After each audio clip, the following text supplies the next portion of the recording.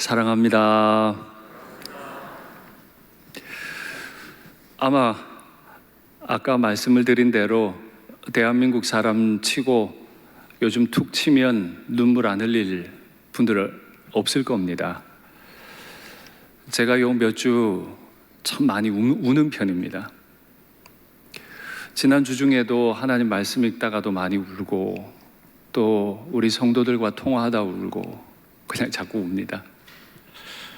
윤권사님하고 통화하다가도 울고, 아프신 것도 지금 서러우실 텐데 왜 하필 이때 아프신가, 얼마나 마음이 무거울까, 그런 생각도 들고, 또 우리 성도님들 중에 경제적으로 힘든 분들하고 또 통화하다 보면 그 막막함이나 그 절절함이 어떨까, 제가 잘 이해하진 못하겠습니다만은 그냥 눈물은 많이 납니다. 그리고 우리 다음 세대 아이들 생각하면 또 눈물이 많이 납니다. 저희는 마음껏 훈련받고 정말 교육자님들의 사랑받고 자랐는데, 이 세대 아이들은 안 그래도 바쁜 학업에 코로나까지 겹쳐서 많이 어렵겠구나 생각하면 그냥 눈물이 나요. 제 집에 아직 어린 아이들이 있어서 그런지는 모르겠는데 그냥 그 아이들 생각하면 눈물이 자꾸 납니다. 당장 작년까지 우리는 여름 성경학교, 여름 수련회, 겨울 수련회, 단기 봉사, 엄청난 재정과 시간과 네트워크를 활용해서 자녀들을 훈련시켰는데 올해 당장 그 모든 게 멈추어졌습니다. 그 모든 걸 쏟아부어도 힘든 것이 다음 세대의 신앙교육인데, 과연 이 아이들이 코로나 다 지나면서 안전할까? 진짜 안전할까? 이거는 제게 눈물의 이유입니다. 너무 두렵습니다. 여러분, 기도하시는 중에 꼭 다음 세대의 자녀들이 예쁘게 잘 자라도록, 하나님 보시기에 정말 예쁜 일꾼으로 예쁘게 잘 자라도록 꼭 위해서 기도해 주시면 좋겠습니다. 설교 처음부터 너무 무겁죠? 제가 주중에 좀 무겁게 지냈어요. 덴마크라는 나라를 여러분 잘 아시죠?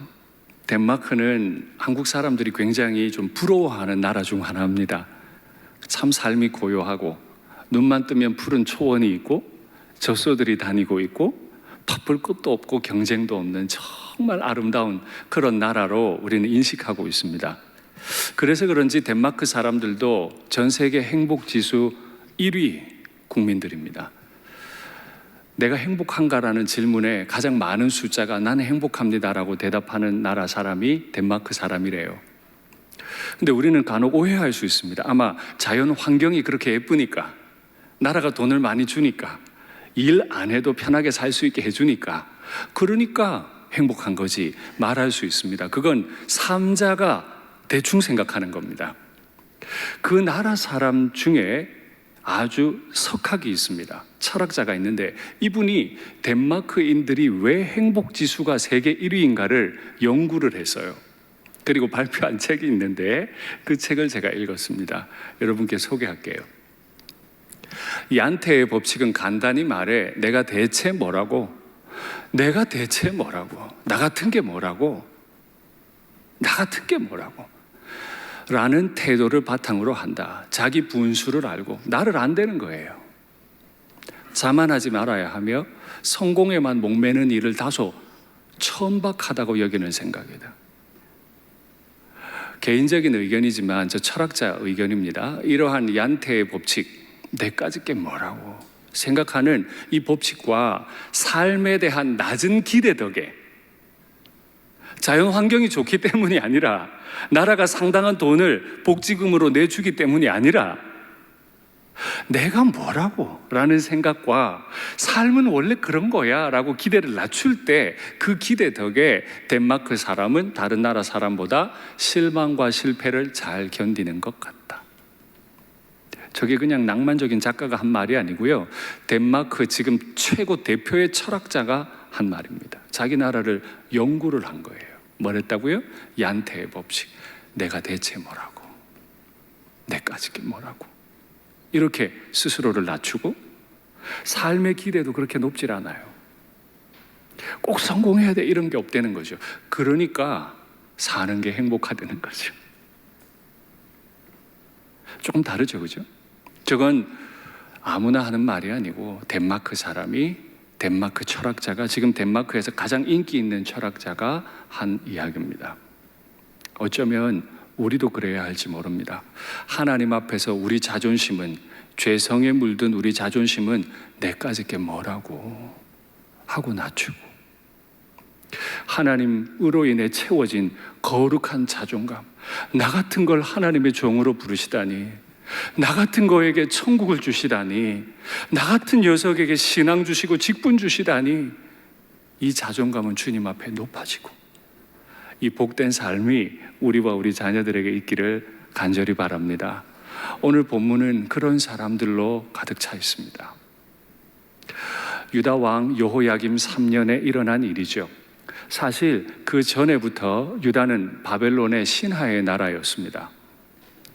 바벨론이 갑자기 크게 확장되면서 유다를 계속 통치하려 했어요.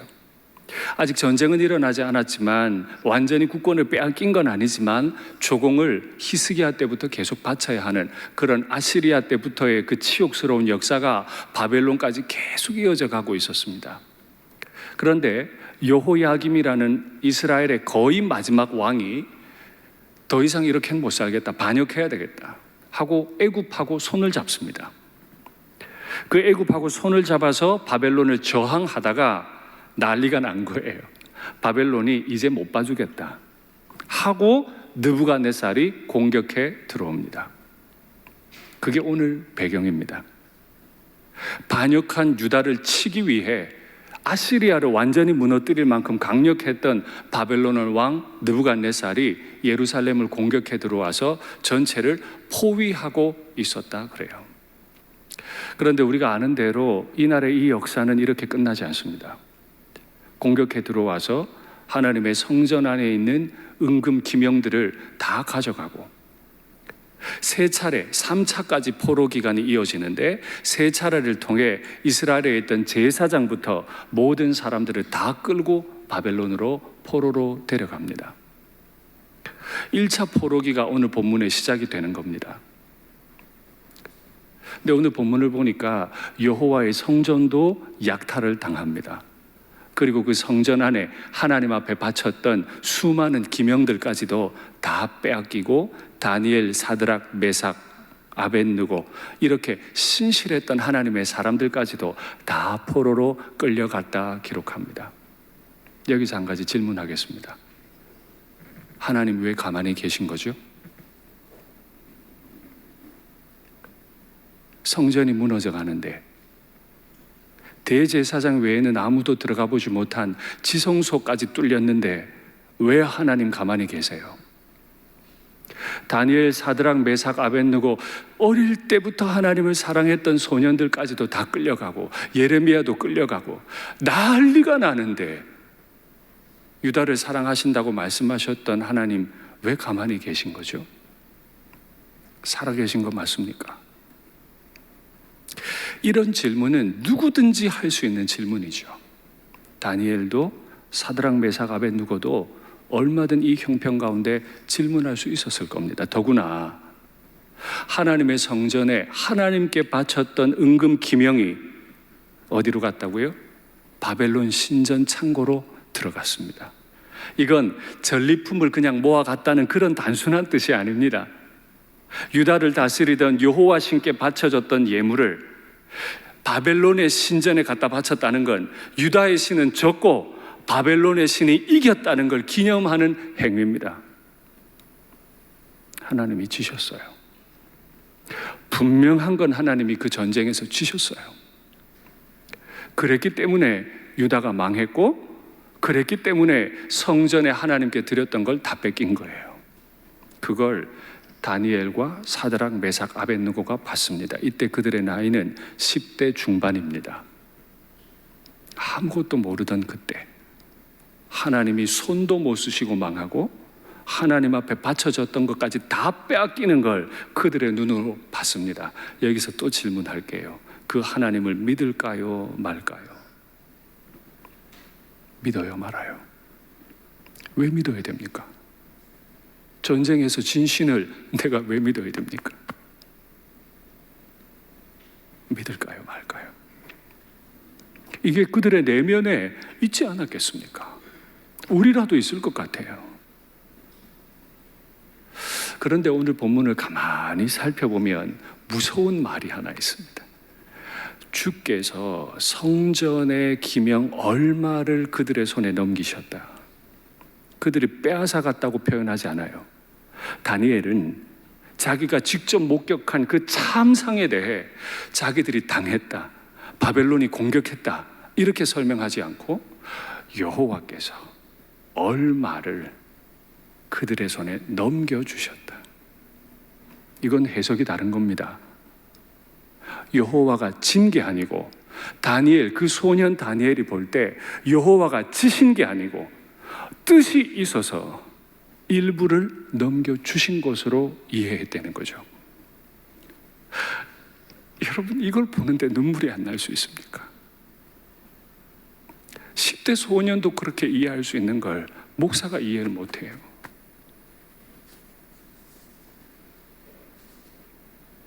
그러니 마음이 아프고 무겁고, 내 새끼들이 이런 신앙 가지고 살 수 있을까? 다 무너진 것 같을 때도 아니야, 느부갓네살이 빼앗아간 게 아니고 하나님이 일부를 넘겨주신 것뿐이야. 두렵기도 하고 부럽기도 하고 그런 시간들을 보냈습니다. 이게 사실인 것은 바벨론 다니엘서 4장에 기록이 되어 있는데, 그렇게 힘셌던 왕 느부갓네살이 한 가지 다니엘로부터 예언을 받습니다. 왕이시여, 왕 지금 너무 오만합니다. 이사야 선지자를 통해서 유다를 심판의 도구로, 방망이로 쓰신 것뿐인데 당신이 주인인 것처럼 행세를 하니 하나님께서 왕의 나라를 왕으로부터 빼앗아 버릴 겁니다 라고 예언을 합니다. 그리고 덧붙여 하는 말이, 왕이 비참한 거짓 신세를 가지게 될 텐데 왕의 온몸은 이슬해졌고 왕의 입은 풀을 뜯어먹고 왕의 머리털은 독수리의 머리털같이 변할 것이고 왕의 손톱은 새들의 손톱같이 깎지 못하고 정리되지 못해서 길도록 흉측한 모습으로 바뀔 겁니다 라고 다니엘이 예언을 합니다. 그런데 그대로 돼요. 그 강력했던 왕 느부갓네살이 쫓겨나서 실제로 거지 행세를 다니고 그렇게 지낸 시절들을 경험해야 하죠. 우리가 볼 때 하나님은 속수무책으로 당하신 무능한 하나님입니다. 그러나 다니엘이 볼 때, 하나님 당신의 스스로가 보실 때 하나님은 결코 무능하신 분이 아니십니다. 예언하신 대로 그대로 이루어 가시는 전능하신 하나님이 우리 하나님이신 줄 믿습니다. 그런데 문제가 하나 있어요. 다니엘이 그렇게 믿고 있으면 하나님이 언젠가 구원해 주시면 좋은데 바벨론의 왕이 그들을 그냥 두질 않아요. 환관장 아스푸나스에게 명령하죠. 이 환관장이라는 사람을 최고 높은 신하, 이런 뜻으로 이해하시면 가장 편할 것 같습니다. 가장 높은 신하에게 명령해서 하는 말이, 지금 유다에서 포로를 끌고 왔는데 그 중에 흠없고 용모가 아름답고 지혜와 지식과 학식이 뛰어난 아이들을 불러와서 3년 동안 내 음식 나누어 주어서 먹게 하고 그들을 내 앞에 세워라. 여러분 다 들으셨죠? 여러분께 묻겠습니다. 흠이 없고 용모가 아름답고 지혜와 지식과 학식이 뛰어난 것은 바벨론에 끌려와서부터입니까? 그 이전부터입니까? 그 이전부터겠죠. 그러면 걔들은 특별한 DNA가 있어서 자랄 때부터 흠도 없고 용모도 아름답고 지혜와 지식과 학식이 탁월했던 겁니까? 아닐 겁니다. 분명히 부모님이 교육을 시켰을 겁니다. 그렇게 아름답고 학식이 탁월한 결과가 뭐라고요? 내 나라를 망하게 한 왕이 나누어 주는 음식을 먹고 왕 앞에서는 신하가 되는 거예요. 여러분께 묻겠습니다. 유다의 부모님 중에 다니엘, 사드락, 메삭, 아벳느고의 부모님 중에 넌 앞으로 우상 숭배자 앞에 서서 신하가 되거라 키운 부모가 있겠습니까? 없습니다. 하나님의 사람으로 아름답게 자라 하나님의 종으로 살라고 진짜 아름답게 키워놨더니 그들의 인생이 우상 숭배자의 신하로 전락하게 생겼습니다. 여러분, 우리 이런 거 자주 경험합니다. 내가 열심히 공부시켰는데 애들이 하나님하고 관계없는 길 가요. 이게 지금 제가 두려운 거예요. 바벨론 전쟁이 일어난 건 아니지만 끊임없는 영적 바벨론과의 전쟁을 지금 우리의 내면과 이 환경들과 해나가고 있습니다. 기억하셔야 됩니다. 내가 내 자식을 아무리 흠도 없이 용모가 아름답게 지혜와 지식과 학식이 탁월하게 길러내도 그들이 어쩌면 우상 숭배자 앞에 서도록 도전받을지 모릅니다. 차라리 그들이 탁월하지 않았더라면 그렇게 되지는 않았을 텐데요.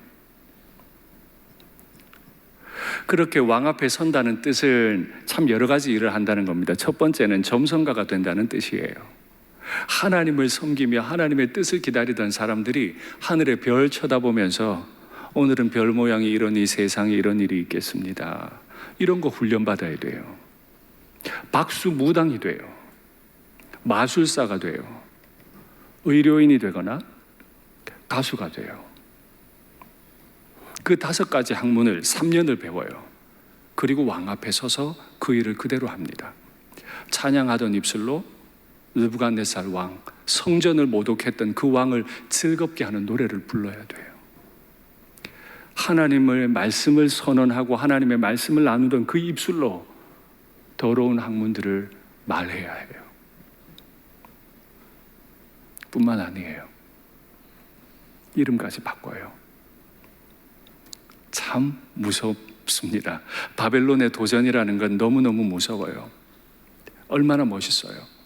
정복한 대제국 바벨론의 최고의 왕 앞에 설 수 있는 영광을 가지고 우리를 유혹하는데, 왕이 먹고 마시는 고기와 포도주, 성경을 정확히 읽으시면 왕이 나누어 주기 위해 모아놓은 고기와 포도주가 아니고 왕이 자기가 먹고 마시기 위해 모아놓은 것을 나누어 주는, 그러니까 최고로 먹고 마시고 왕립학교에서 최고의 교육을 받으면 3년을 받으면 너는 출세길이다.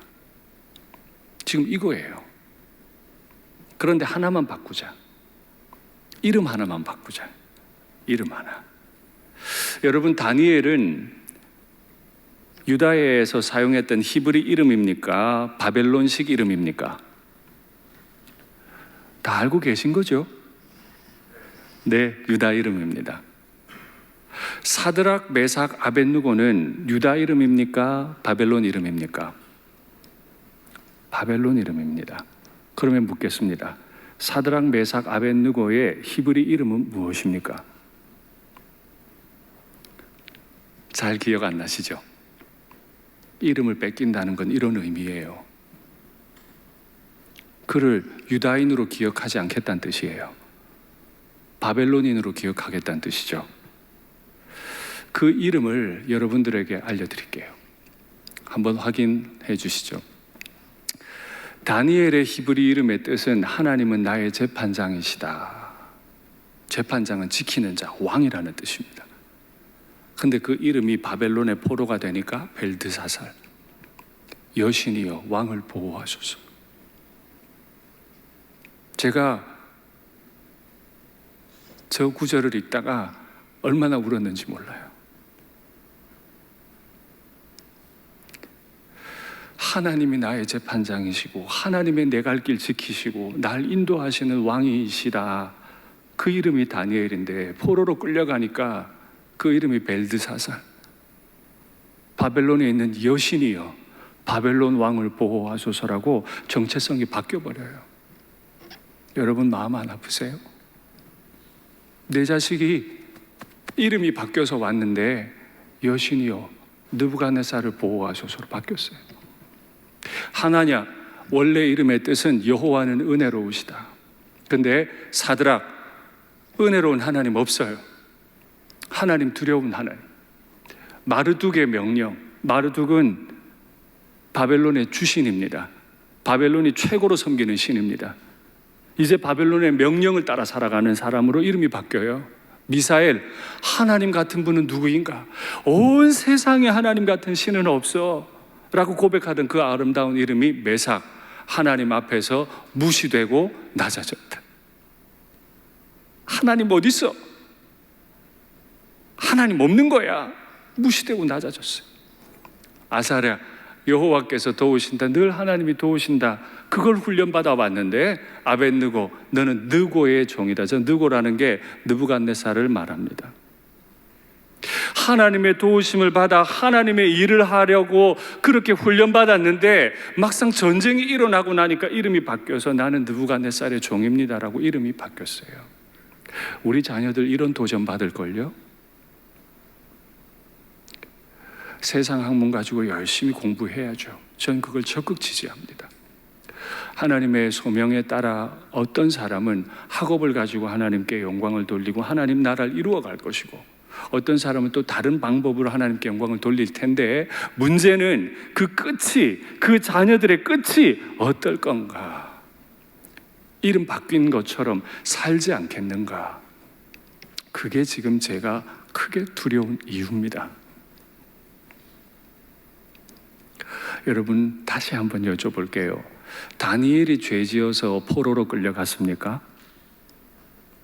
사드락, 메삭, 아벳느고가 포로로 끌려갈 만큼 죄를 지었습니까? 아니지요. 그의 조상들이 하나님의 말씀을 듣지 않고 순종하지 않아서 그 후손까지 끌려가서 이름이 바뀌어버리는, 삶의 목적과 의미가 완전히 바뀌어버리는 아픔을 경험했습니다. 코로나도 코로나지만 이 기간 과연 나는 믿음의 부모다운가? 정말 하나님 앞에 나는 아무것도 아닙니다. 내까지 게 뭐라고 이렇게 나는 낮아지고 나 같은 걸 높여주신 하나님만 높이는 그런 부모인가? 근데 제가 두려운 이유는, 제가 지난주 중에 많이 울 수밖에 없었던 이유는,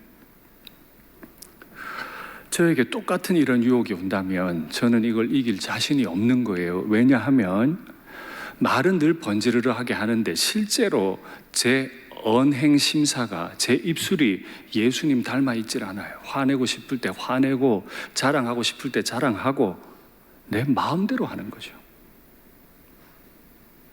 내 마음대로 다 해놓고 하나님을 들먹거리는 것뿐이에요. 저 정도 유혹이면 넘어갈 수 있지 않겠습니까? 제가 그게 두렵더라고요. 여기서 몇 가지 질문들이 생기는 거죠. 다니엘이 이런 유혹들을 받습니다. 그때 다니엘과 세 친구가 뜻을 정했다 그러죠. 뜻을 정했다. 무엇 하기로 뜻을 정했습니까? 고관 대작을 하기로? 편안한 길 걷기로? 돈을 좀 많이 벌기로? 지금 이것들은 하나님이 필요하시면 우리에게 주실 수 있는 것들입니다. 저는 그걸 부인할 생각이 추호도 없습니다. 하나님이 사람에 따라서는 재정을 넘치게 주실 수도 있고 학업에 탁월함을 주실 수도 있습니다. 그러나 그게 목적은 아니었습니다. 그러니 다니엘이 뜻을 정했는데, 다니엘이 정한 뜻은 자기를 더럽히지 아니하도록. 이뻐 죽겠죠. 그 상황에서, 이름까지 바꿔야 하는 그 상황에서 이런 질문 안 들까요? 10대인데 아니 하나님 살아계신 건 맞아요? 내가 왜 그 하나님 섬겨야 합니까? 살아계시다면, 내 이름대로라면 하나님이 살아계셔서 바벨론 왕을 막았어야죠. 왜 나한테 그러십니까? 라고 원망이 생기지 않을까요? 그 10대가 뭘 한다고 뜻을 정해 자기를 더럽히지 아니하도록. 아픈 질문이지만 한 번 더 드릴게요. 그냥 그렇게 뜻이 정해졌을까요? 다니엘은 DNA 자체가 거룩하기 때문에 10대였어도 그냥 그렇게 결정할 수 있었을까요? 다니엘이니까? 사드락, 메삭, 아벳느고니까? 아니죠. 지금은 비록 포로지만 포로로 끌려오기 전에 유다에서 하나님이 오직 왕이시고 난 하나님의 일꾼임을 충실하게 그들에게 가르쳤던 부모님과 제사장이 있었던 거죠. 예레미야와 같은 눈물의 제사장들, 선지자들이 있었기 때문에 그들이 하나님의 말씀을 배우고 자신의 뜻을 정할 수 있었다면 결국 이 문제는 다음 세대의 문제가 아니고 내 문제입니다. 내가 하나님 앞에 뜻을 정하지 않으면 내 다음 세대는 하나님 앞에서 뜻을 정할 수 없습니다. 여러분, 우리가 칼이라는 걸 예로 들어보겠습니다. 칼의 최고의 가치는 무엇입니까? 칼이요, 칼. 최고의 가치는 베는 겁니다. 이 최고 가치라는 말을 철학 용어로 덕이라고 합니다. 덕. 칼의 덕은 잘 베는 것입니다. 질문을 바꿀게요. 그리스도인의 덕은 무엇입니까? 칼의 덕이 잘 베는 것이라면 그리스도인의 덕은 무엇입니까? 쉬운 말로 바꿔볼까요? 예, 그리스도를 나타내는 것. 쉬운 말로 바꾸면 왜 사는지 알고 사는 거죠. 칼은 잘 베어야 하고 그리스도인은 그리스도를 위해 사는 것입니다. 그것이 나와 우리 자녀들이 지금 이 순간에 결단하고 선택하고 마음속에 지켜야 할 최고의 덕 가치인 거죠. 주님이 보실 때 윤상덕이라고 하는 목사는 주님이 마음껏 휘두를 수 있는 그런 칼의 덕을 가진 목사일까요? 아니면 마음에 맞을 때는 주님 앞에 쓰임 받는다 하고 주님 명령이 마음에 안 들면 내 마음대로 성질 부리고 하고 싶은 말 다 하고 이 부분은 하나님께 순종하고 저 부분은 순종 안 하는 중간중간에 날이 무뎌지거나 날이 다 빠져버린 그런 칼일까요? 여러분은 어떠세요? 제가 이 본문을 묵상하며 자꾸 울 수밖에 없었던 건 일산교회 주일학교장이고 일산교회 담임 목사로서 다음 세대를 세워야 된다고 말은 하고 있는데 너는 내 앞에 잘 드는 칼이냐? 이 질문 앞에 대답을 못 하겠더라고요. 너는 내가 쓰고자 할 때 쓸 수 있는 목사냐? 너의 언행 심사는 진실로 착하냐? 여러분, 또 한 가지 더 궁금한 게 있어요. 하나님 버릴 만도 한데, 왜냐하면 하나님이 안 막아주셨으니까. 하나님 모른 채 할 만도 한데 어떻게 하나님을 모른 채 하지 않을 수 있었을까요? 아까 소개해드렸던 절제의 기술이라는 책, 그 책에서 성경의 언어는 아니지만 일반 철학자가 한 말을 잘 들어보십시오. 만약 배우자에게 배신을 당했다면 저건 정말 아픈 경험이겠죠. 10년, 20년, 30년 살다가 배신당할 수 있겠습니다. 우리는 그와의 결혼 생활 내내 속기만 한 걸까? 아내나 남편이 날 배신했다면 그 10년, 20년, 30년 전체가 다 속은 걸까요? 덴마크의 아주 유명한 철학자죠. 키에르케고르라면 우리를 위로하며 그렇지 않다고 말할 거다. 네가 배신당한 건 아플 거야. 그러나 너의 인생 전체가 속은 건 아니야. 관계에서 진정선을 바랐다면 네가 네 남편 아내에게 배신당했더라도 너 자신만큼은 너의 남편과 아내와의 관계가 선하기를 바라는 마음으로 지금까지 왔다면 대상이 사라진다고 해도 그 선의 가치는 여전히 유효하다. 배신당한 아픔이 있더라도 네가 너의 배우자를 위해 선하게 행동한 것은 반드시 남아있는 거다 라는 이야기입니다. 이걸 오늘 본문으로 바꿔볼까요? 우상 숭배자 느부갓네살이 공격해 올 때 하나님은 성전까지 약탈당하도록 가만히 계셨습니다. 하나님만이 최고의 신인 줄 알았는데, 다른 건 다 우상인 줄 알았는데 우상의 나라가 이겼어요. 배신감 엄청 드는 다니엘, 사드락, 메삭, 아벳느고일 수 있어도 그들이 형편없이 신앙이 무너지지 않을 수 있었던 것은, 지금 당장 그런 아픈 마음이 있더라도 그의 평생에 훈련받아왔던 대로 하나님은 한 분이시다. 그분이 나의 주인이시다.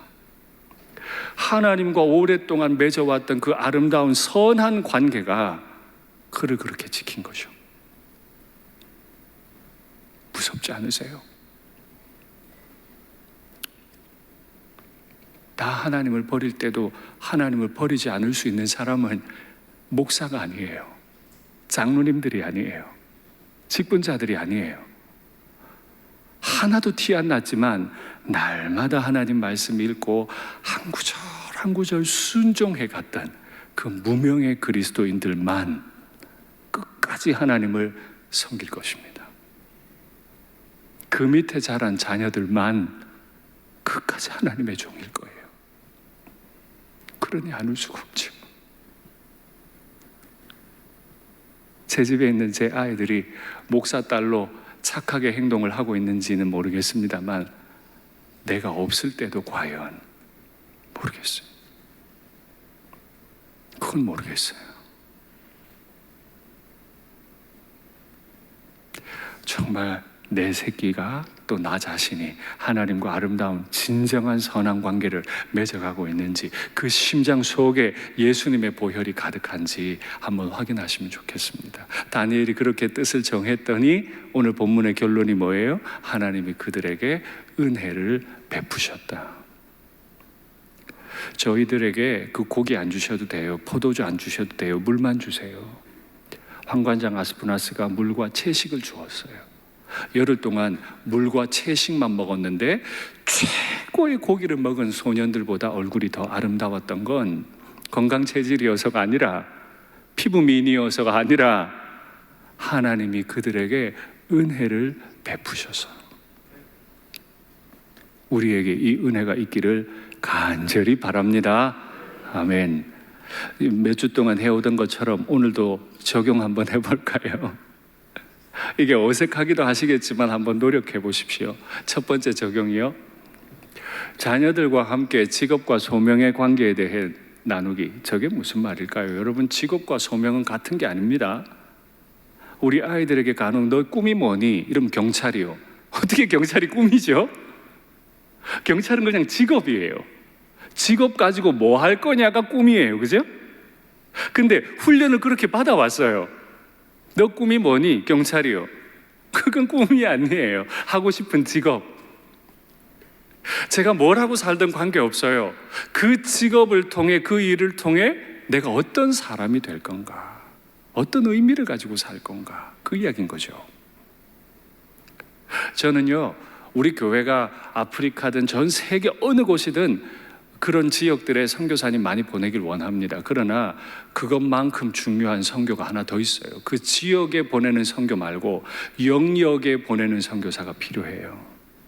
제가 제자 훈련할 때마다 강조했던 내용인데, 지역을 위한 선교사는 보내는데 정치 영역, 경제 영역, 사회 영역, 가정이라는 영역, 인간관계의 영역들, 학문의 영역들, 여기에 선교사를 안 보내요. 그러니 학문은 갈수록 타락해지고 그 속에서 우리 아이들은 타락한 것만 계속 배워요. 그러니 우리가 지금 파송해야 할 선교사는 지역으로도 파송해야 되지만 그 영역의 전문가를 보내야죠. 왜요? 뭐 하려고요? 그 영역도 지역을 하나님께 돌리듯 그 영역도 하나님께 올리는 영역의 선교사도 세워야죠. 그러니 이번 한 주 자녀들하고 한번 대화 나눠보세요. 너는 무슨 직업을 갖고 싶니? 그걸 통해 뭐 어떤 삶을 살고 싶은 거야? 한번 꼭 물어보십시오. 두 번째요, 토요일 저녁에 자녀들과 함께 헌금을 준비하고 의미 설명하기. 제가 절기 헌금할 때마다 저걸 늘 부탁을 드렸는데 이제는 절기가 아니고 매주 해야 될 것 같아요. 유초등부 아이들, 유아부, 유치부 아이들 지금 예배가 영상이기 때문에 교회 헌금 낸 적이 없습니다. 부모님도 온라인들로 많이 하시죠? 헌금의 의미를 잃어버릴 거예요. 그러니 매주 토요일마다 온라인으로 하시든 봉투에 적어서 주일에 내시든 자녀들과 함께 이 재정을 우리 가정에 주신 분은 하나님이시다. 이 재정은 오직 하나님의 뜻을 따라 쓰여야 한다. 헌금만이 아니고요. 하나님이 제게 주신 모든 재정이 다 하나님의 뜻대로 쓰여야 하죠. 부정하고 불의하고 하나님의 뜻에 합당하지 않은 곳에 내 재정은 쓰이면 안 돼요. 내가 잘못된 것을, 쾌락을 즐기는데 하나님이 주신 돈이 쓰이면 안 돼요. 그건 헌금이 잘못 쓰이는 것만큼 나빠요. 그러니 부모님이 토요일마다 앉아서 내 재정 하나님이 주셨고 이걸 하나님의 뜻대로 써야 하며 그 중에 하나님 앞에 약속된 것을 우리 가정에 드린다. 우리 재정의 주인은 하나님이시다라고 자녀들에게 매주 가르쳐야 할 것 같습니다. 보인 것만 배웁니다. 듣는 걸로 배울 수 없어요. 보인 걸로만 배워요.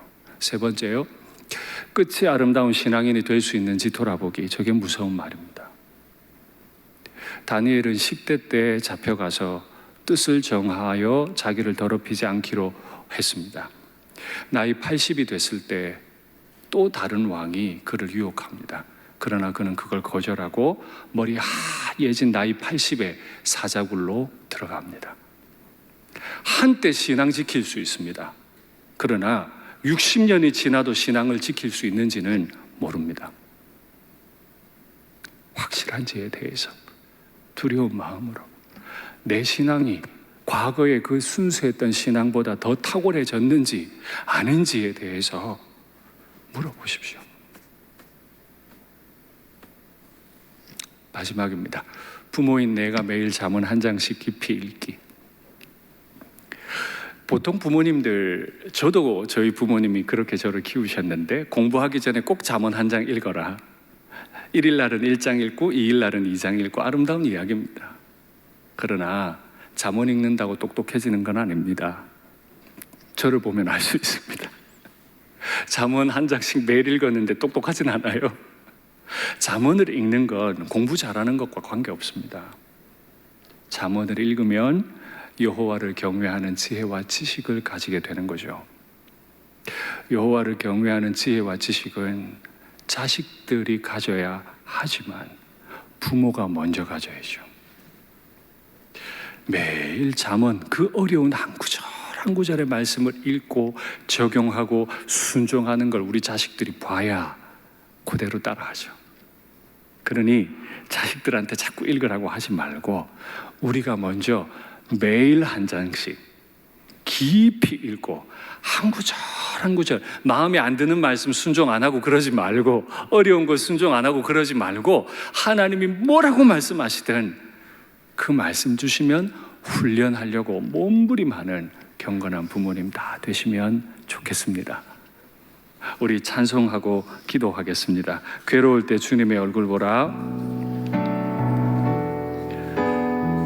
우리 아픈 마음으로 나아가겠습니다. 괴로울 때 주님의 얼굴 보라. 평화의 주님 바라보아라. 세상에서 시달린 친구들아, 위로의 주님 바라보아라. 힘이 없고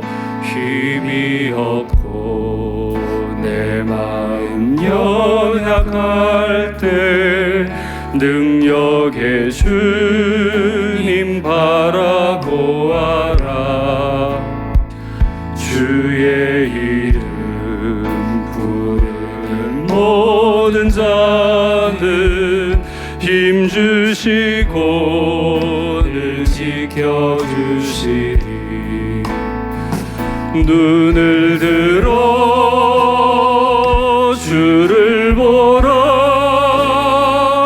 내 모든 염려 주께 맡겨라. 슬플 때에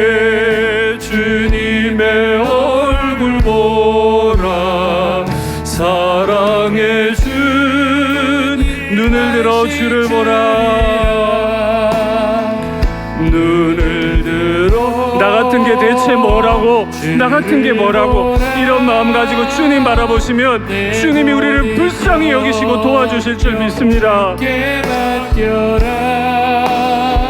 슬플 때에 주님의 얼굴 보라. 사랑의 주님 안식 주리라.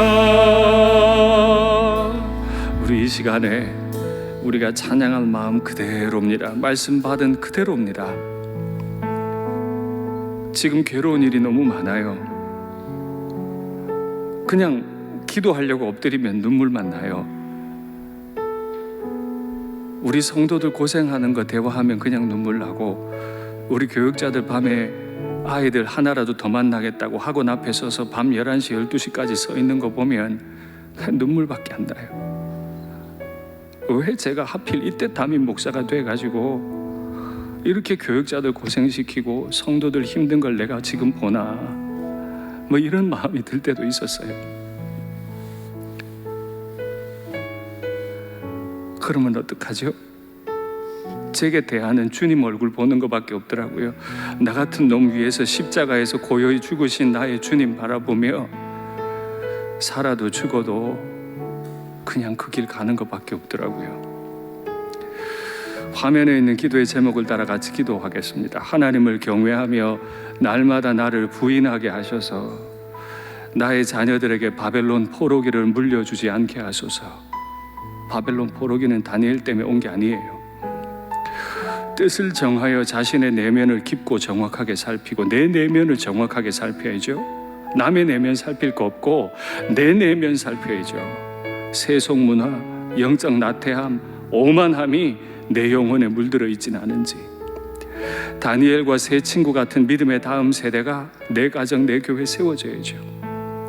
코로나로 인한 국난이 엄청납니다.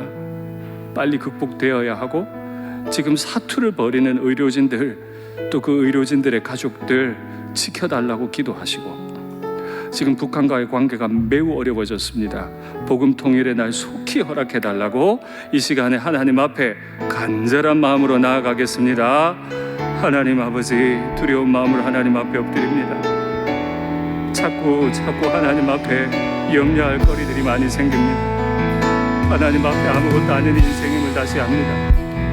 하나님, 내 이름이 바뀌고 내 자식들의 이름이 바뀌고 왜 사는지 알고 살아야 할 텐데, 어떤 의미를 가지고 사는지 알아야 할 텐데, 하나님, 내 자식들이 그거 잊어버릴까 너무 두려운 마음 많습니다. 하나님, 내가 다니엘 같은 아빠가 되고 내 자식들이 다니엘 같은 믿음의 사람들이 될 수 있기를 간절히 원합니다. 하나님, 나를 도와주시옵소서. 하나님, 나 자신이 이때 무너지지 아니하게 하시고, 하나님의 말씀 앞에 서게 하시고, 나같이 더러운 인생을 위해 십자가에서 고요히 죽어주신 나의 예수님 기억하고 이 길 걸어갈 수 있도록 아버지여, 나를 도우시기를 간절히 원합니다.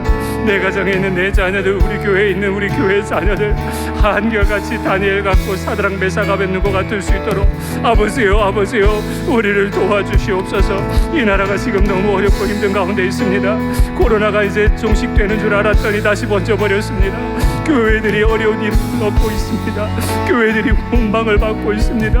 하나님, 이때 우리가 뭘 해야 할지 모르겠습니다.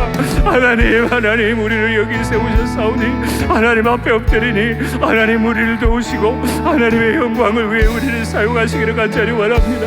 고생하는 의료진들과 그 가족들을 위로하시고, 정치 지도자들을 위로하시고, 하나님의 결정들 해갈 수 있게 도와주시고, 북한의 동포들 지금 너무 어려운 가운데 있습니다. 하나님, 탈북의 길도 막혀버렸습니다.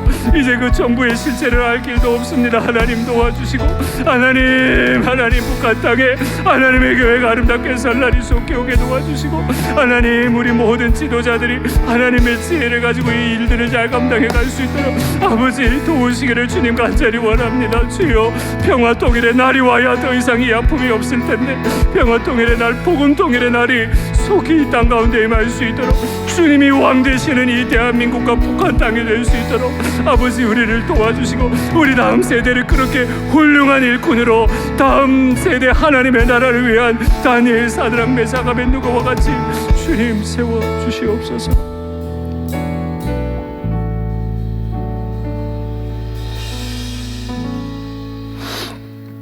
사랑의 하나님 아버지,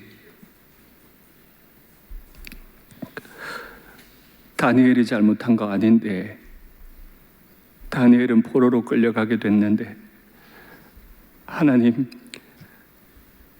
우리 믿음의 선배들이 잘못해서, 제가 잘못해서 우리 다음 세대가 포로가 될까 두렵습니다. 그 삶의 목적과 의미가 바뀌어 버릴까 무섭습니다. 우리를 도와주시옵소서. 교회들마다 지금 너무 큰 오해와 어려움을 받고 있습니다. 주님 도와주시고 교회들마다 지혜도 주시고 은혜 주셔서 주님의 교회가 늘 생명의 방주로만, 구원의 방주로만 아름답게 쓰임받게 하여 주시옵소서. 주님 앞에 예배드리고 싶어 몸부림하는 성도들이 참으며 예배드리고 있는데 주님 속히 이 때가 마칠 수 있도록 은혜 베풀어 주시옵소서.